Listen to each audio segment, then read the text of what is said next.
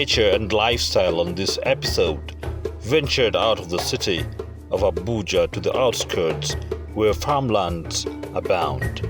Today's destination is Kwali Area Council, about 70 kilometers away from civilization.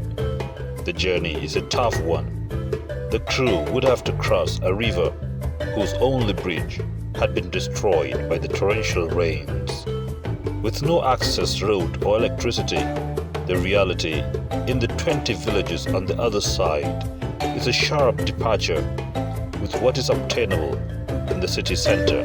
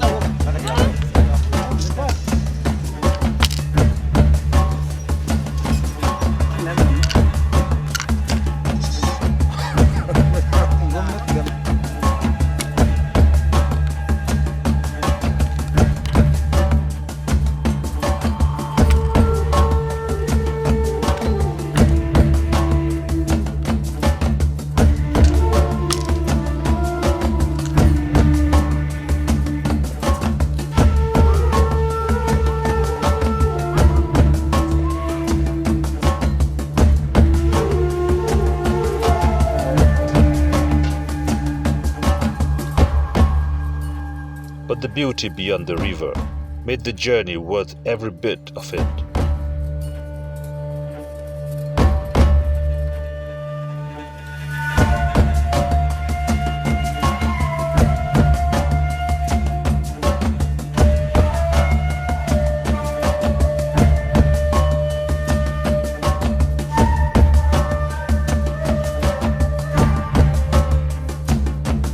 In the hot afternoon sun sits this beautiful farm, which is thriving despite the odds and ensuring that nature continues to succeed.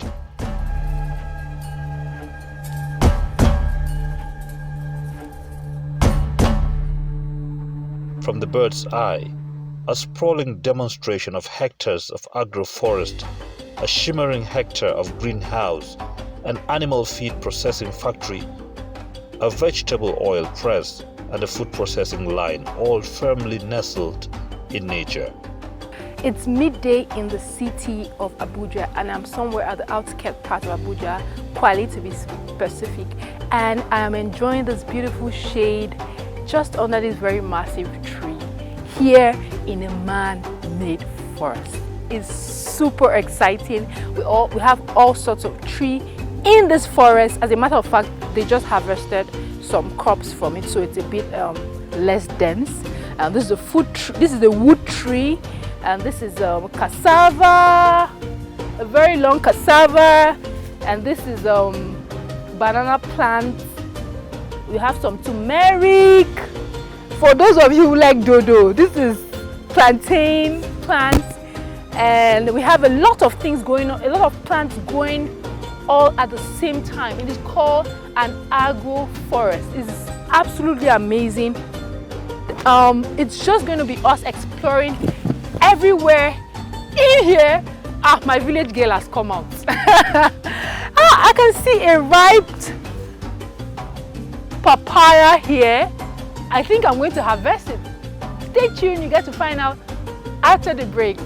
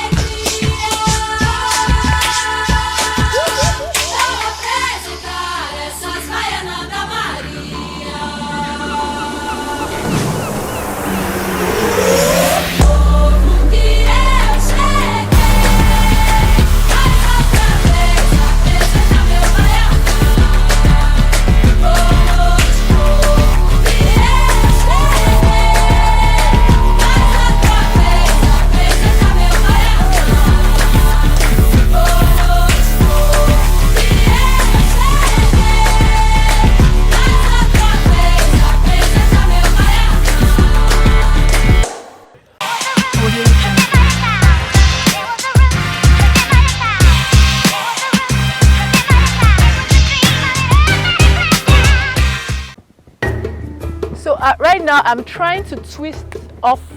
I did it! Yay! So I did that without a knife. I think my natural instincts just kicked in to know what to do. This is papaya straight from the farm, from the forest. I have done my own harvest. Yay! And that's super exciting. On the show today, we're going to be exploring the whole of the farm. It is called SCL Farms. It has a lot of features in it and a lot of land in it, and we get to see all of that.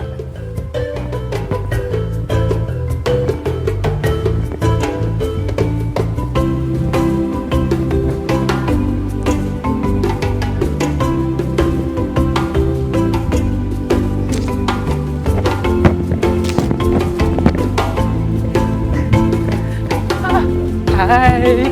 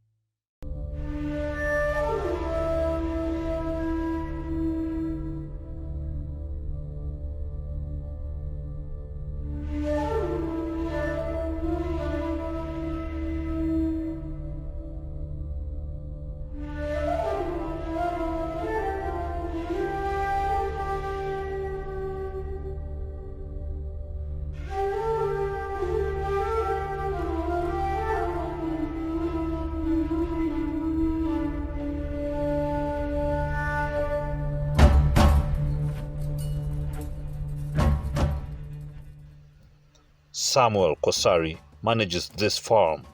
He shocks us with some facts. The agroforest is just over a year old and thrives without the use of chemical fertilizers. In other words, everything grown in the agroforest is 100% organic.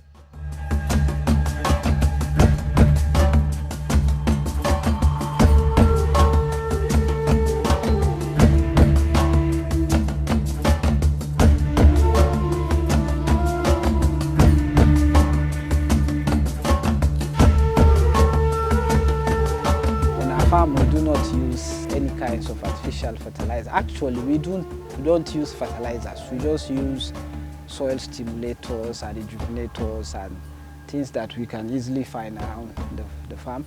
So that cuts out fertilizer. We don't also use chemicals or artificial chemicals. We kind of make use of everything natural, things that we can mostly get from around the farm. We control the pests with our locally made pesticides. They are just natural plants, leaves. We just concoct and we apply it, and we're able to put off. But the major takeaway from me is that we try to make the farm as diverse as possible, that the ecological system is able to balance itself. Most of the pest control we do is that we try to grow different varieties of crops and plants together, that even the insects that live in them, everyone tries to find their balance, that the effects on the negative effects on the crops or the plants is minimal. It's not, and we try not to kill any part of the ecosystem. The fact that 42 species of plants grow together on 1 hectare of land is another wow factor, but it is instructive.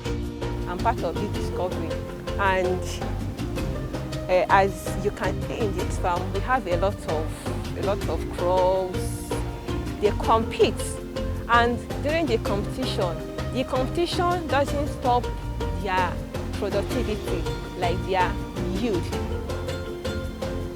Because during the arrangement of the pattern, it was arranged in such a way that plant A and plant A will not stop plant B from growing. So it's amazing, and also discovering that this, like for example, cassava can grow together with pawpaw, irrespective that they have similar pests. The motive for replicating what happens in a typical natural rainforest is very ambitious. The promoters believe it is the most sustainable option for the environment and the future of humanity.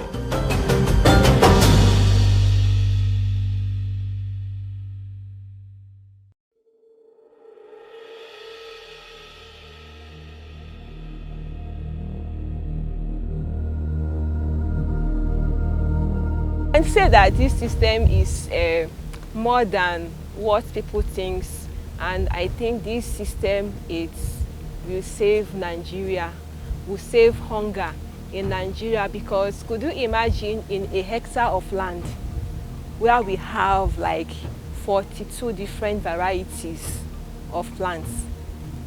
So not only that it will save Nigerians from hunger, it will save Nigerians from malnutrition, it will save Nigeria from environmental degradation, because we don't use chemical fertilizer, we don't use chemical insecticide, herbicide, pesticide or whatever, and it will also control climate change, because most of the carbon in the atmosphere will be absorbed by the trees.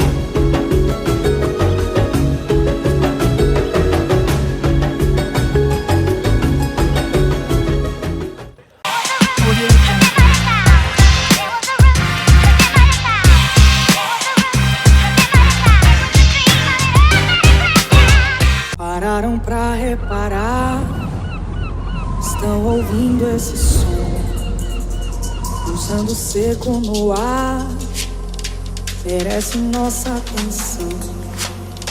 Preparem bem os sensores para poder captar. Parem usinas, motores.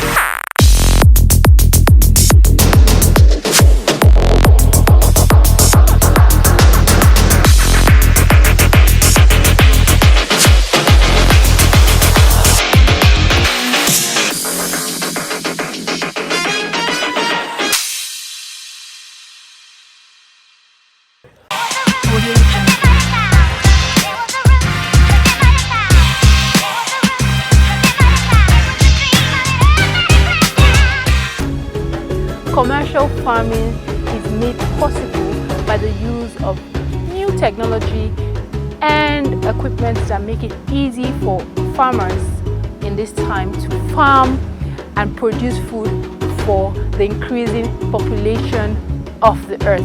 I'm super excited to be taking you guys into the greenhouse of the SCL Farm, and it's basically a farm that is using hydroponics as a means of farming, which is basically soilless farming. So they're not using soils, as they're using a soilless method. So you get to find out and see all I am saying. Join me. These are the water tanks, and the environment is very, very controlled. Temperature, pests, nutrients, and also this is the base. Basically, it has water and nutrients and solutions in it. So we're going in now, and come on, come on, come on.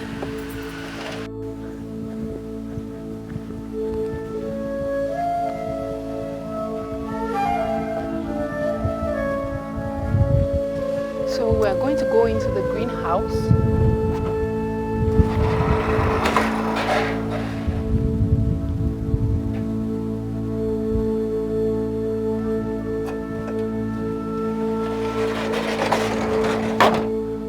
We're here at the greenhouse. This is hydroponics. It's basically soilless farming.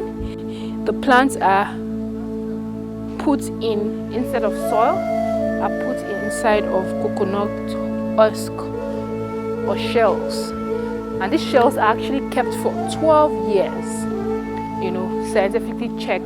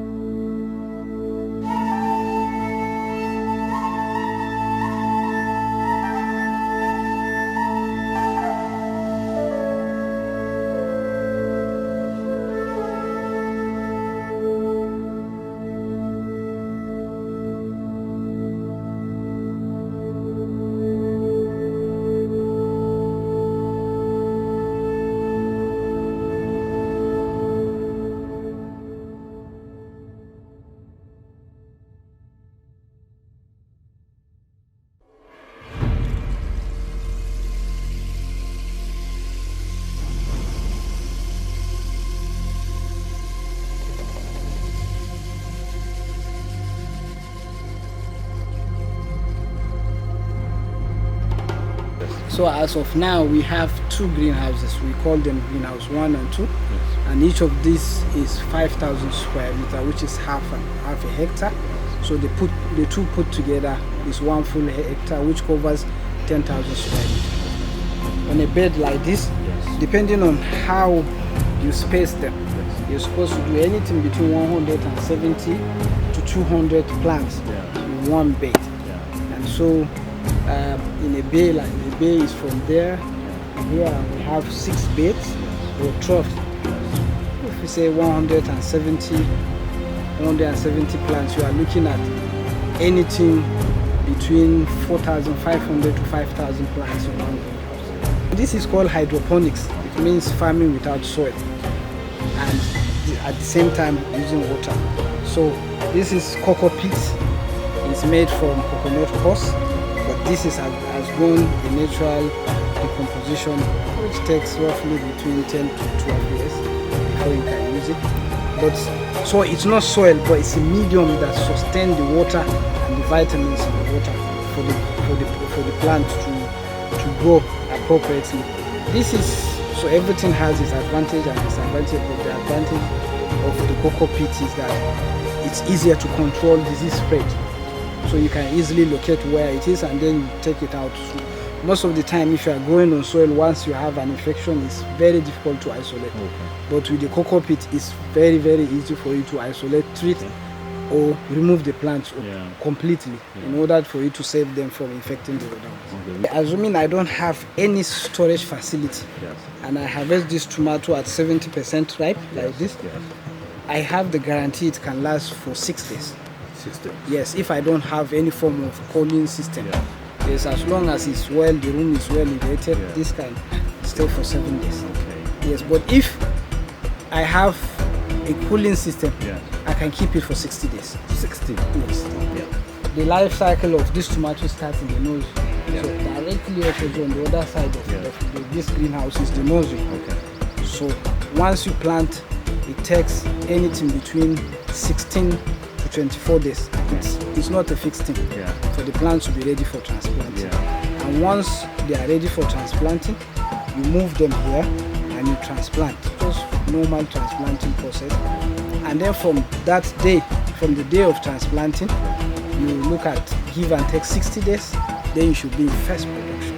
When we say first production, it's anything 20%, then from that point, once it starts producing, then these plants will give you as fruits at various percentage for 6 months. And after that, then the diminution will start. Then you have to replace, and then you treat. Treating is nothing but just flushing it with chlorine, just to make sure there are no excess fertilizers or whatever in the cocoa peat, and you keep the cycle going. As you've seen while we are coming, there is a tank reservoir where we collect all the water. There is no water, there is no single drop of water that gets into the greenhouse directly. So it goes through the process, it's purified, and then it's sent through the irrigation machine. And from there you can monitor on the computer the amount of water that is being supplied to the plants each irrigation cycle. Normally 1 hour, and the irrigation cycle runs for 4 hours, but at intervals. So after 1 hour, automatically the computer relaxes the irrigation system for 30 minutes. Then it picks on its own because it's already been programmed. So after that, the water, but you monitor everything. So you monitor the pH of the cocoa peat, the pH of the water, the pH of the solution, and the electrolyte also, to make sure that you are not underfeeding the plants or overfeeding them, because you will always have problem if one of the two happens. They are malnourished or they are overfed. So that's basically the process. So no soil. Somewhere in the middle of the greenhouse, there is a sensor, and this sensor is attached to the cocoa peat. So what it means is that there is a direct signal from the plant to that sensor, and from the sensor to the computer. So if there is excess heat, for instance, you will see that the alarm will go on or go off in the computer or irrigation room. The irrigation engineer has to start to adjust. Is it water that you need to give more to the plants, or is it the oscillation of the fans that you need to increase, or what is it that you need to do? He solved it, but meticulously working, he can actually follow this through the computer and say, this line is where the problem is coming from. So he follows up and say, okay, so what's happening here? Probably there's a blockage You understand? And so the cocoa pit becomes overheated because there's not enough water coming to the plants, and then you'll be able to sow. But why hydroponics? Why not use the soil, which is meant to support plant growth? But apparently, science has a better idea. Hydroponics, soilless planting it gives you more freedom to control the plant. Like when it is affected with bacteria, we know when a bacteria attacks this plant now, we can easily control it.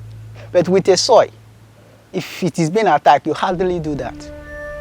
That's best advantage about this cocoa pit. When you are attacked with soil, you have no remedy. But with cocoa pit, because it can flush, it is a zero system. That if in soil contains some nutrients, but this one, you don't contain any nutrients. When it is attacked, you can easily wash the cocoa pit, then start up again.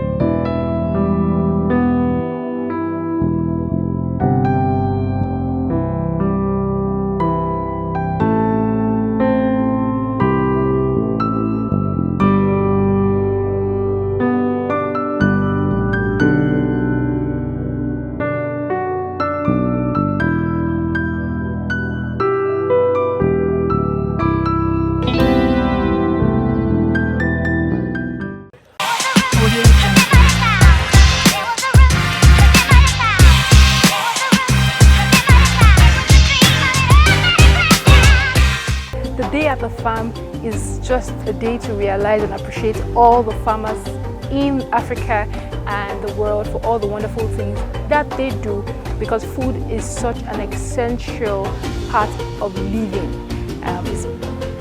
With water and shelter, it's basic for surviving here on Earth. So a big shout out to all our farmers. This is still Nature and Lifestyle. My name is Genevieve Godwin, and right now I am live at a greenhouse, and everything you see here, the garden eggs, everything you see is being raised and grown by hydroponics, which is soilless plants, soilless farming. And it's been amazing. I've been so overwhelmed and excited, you know, by seeing all that's happening here at the SCL Farm. It's been amazing. The plants are growing. Well, the other greenhouse where they had yet growing tomatoes. So it's just it's rewarding to see how grown the garden eggs are. So let's explore more and get to find out other parts of the farm.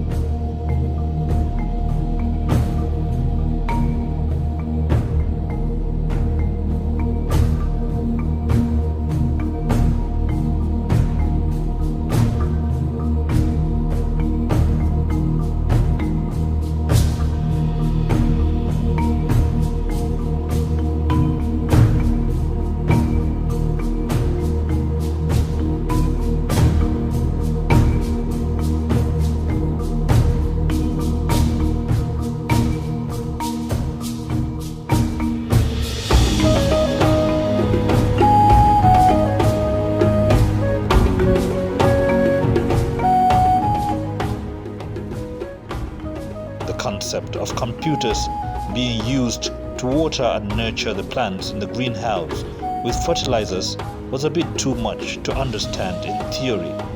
So we head to the computer room with the irrigation engineer to find out. This is irrigation house. We have control panel, we have fertilizer tanks, we have the irrigation machine. So these fertilizer tanks, we have 3 tanks here, tank A, tank B, and tank C. Tank A is for micro elements, tank B is for micro elements, while tank C is for acid. So these fertilizers are classified into 2. There are those that cannot be in the same tank, so we separate them. So when they meet in the machine, then they come together and it will mix with the water. There is a set point for acid. There is a set point for the fertilizer. So that is, from that set point, the machine is automatic. It will pick that set point and send it to the plants in the greenhouse. It will take from tank A, tank B, and tank C, which is the acid tank, and send it to the greenhouse. So the set point depends on the stage of the plant. We have the ones we give at the transplanting stage, the ones we give when the plant has grown, for the plant to grow, when it has started fruiting, and when it is reaching to the standard, it is the elastic limits that it can stay. So that is what is happening here. So it's from here that we control the greenhouse.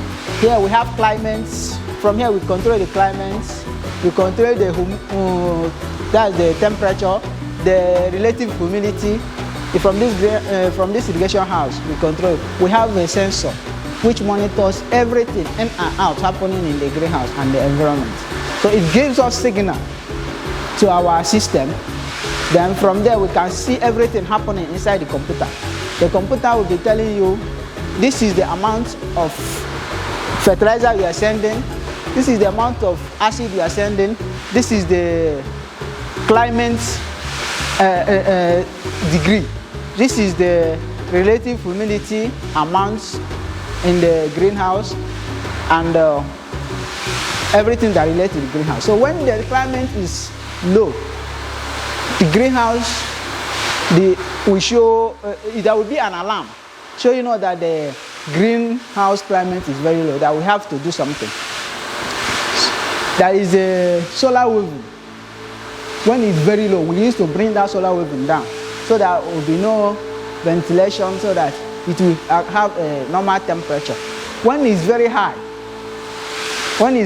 then when the temperature start coming up, then we take it up again.